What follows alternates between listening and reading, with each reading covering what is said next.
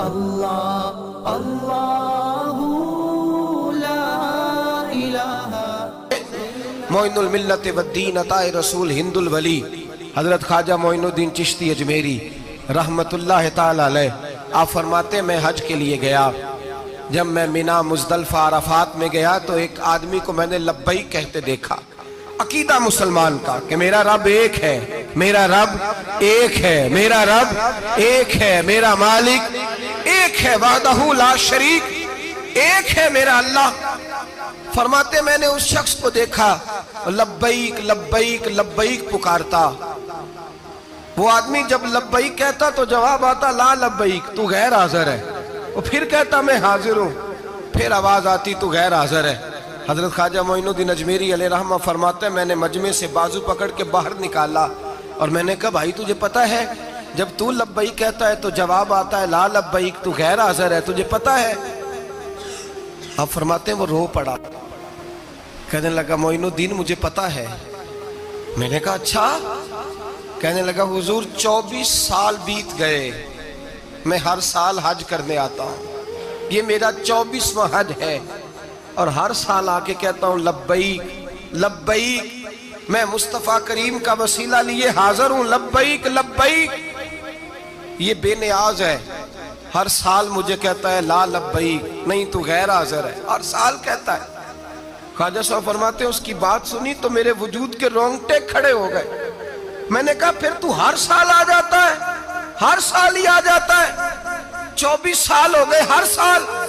تو فرماتے اس نے توحید بیان کی تو میری چیخیں نکل گئیں، میدان عرفات میں کھڑے ہو کے اس نے توحید کا اعلان کیا تو میرا وجود تڑپنے لگا، آہیں اور سسکیاں نکلنے لگیں۔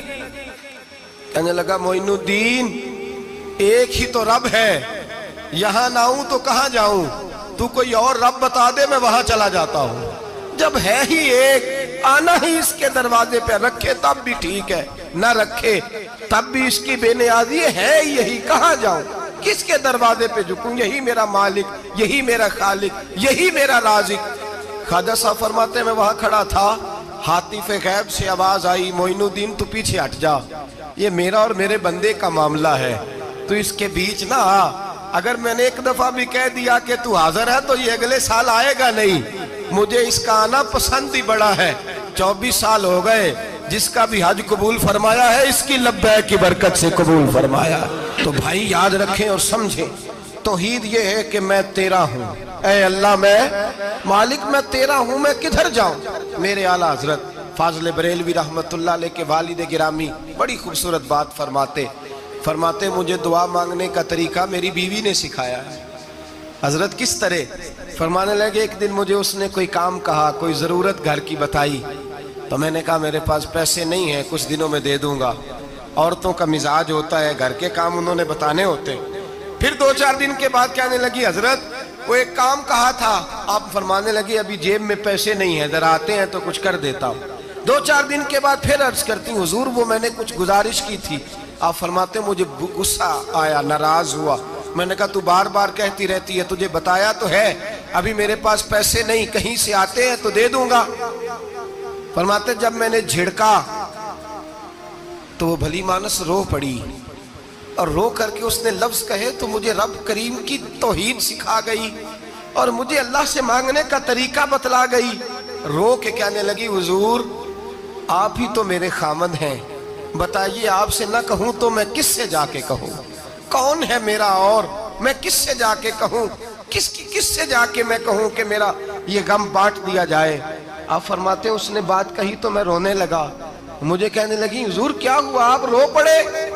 تو میں نے کہا سمجھ آ گئی ہے، جب میں بھی کہوں گا نا مولا میں بڑا پریشان ہوں، میں دکھی ہوں، میں تکلیف میں ہوں، میں آزمائش میں ہوں، میں بیمار ہوں، اے اللہ میں اولاد کی وجہ سے پریشان ہوں، اے اللہ میں جوان بیٹی کے سبب سے پریشان ہوں، اے اللہ میں فلاں تکلیف سے پریشان ہوں، اے اللہ امیر زبانہ میری غربت کا مذاق اڑاتا ہے، اے اللہ جائیدادوں والے مجھ بے گھر کو ستاتے ہیں، اے مولا زمانے کی تیز دھوپ آ گئی ہے، تو ہی میرا رب ہے، بتا تجھے نہ کہوں تو کس سے کہوں، तेरी बारगाह में अर्ज ना करूं तो किधर जाऊं, तेरे हुजूर नाज ना हूं तो कहां जाऊं।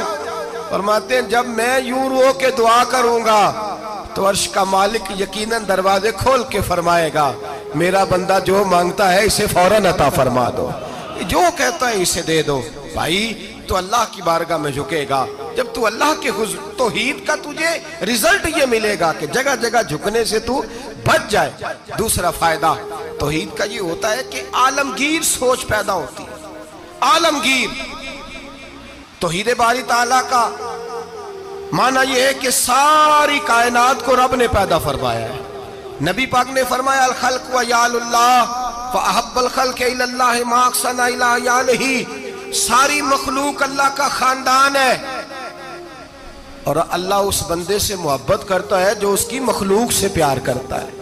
ये सोच पैदा होगी। सोच जब तू अल्लाह तबारक व तआला की तौहीद को मानेगा तो फिर तेरी तवज्जो जाएगी कि तेरे नबी पाक ने फरमाया है सारे इंसानों को अल्लाह ने बनाया है, कोई अजमी नहीं, कोई अरबी नहीं, कोई गोरा नहीं, कोई काला नहीं, कोई ऊंचा नहीं, कोई नीचा नहीं, कोई गरीब नहीं, कोई अमीर नहीं, एक ही सब में खड़े हो गए महमूद व अय्याज।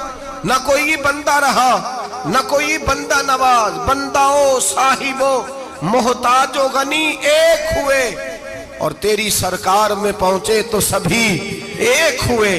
फरमाया जब तू अल्लाह को मानेगा फिर अल्लाह की सारी मखलूक से तू प्यार करेगा और फिर तू बंदों की तरफ से बेनियाज हो जाएगा। बंदे क्या कहते हैं, वो क्या सोचते हैं, कोई तेरी तारीफ करे तब भी परवाह नहीं, तनकीद करे तब भी परवाह नहीं, इसलिए कि तेरी तवज्जो रब ताला की तरफ हो गई। तू अल्लाह से अजर लेना चाहता है, अब तू अल्लाह तबारक व तआला की बारगाह से अजर लेना चाहता है। अब तेरा सारा ख्याल रब करीम की तरफ चला गया। अब तू यही कहेगा कि बस मेरा रब राजी होना चाहिए। तू मखलूक से प्यार करेगा, तू छोटे छोटे लोगों से मोहब्बत करेगा, तू अश्कशोई करेगा, गरीब परवरी करेगा, इसलिए कि तू समझता है सारी मखलूक अल्लाह तबारक व तआला की पैदा करदा है, मैंने प्यार करना।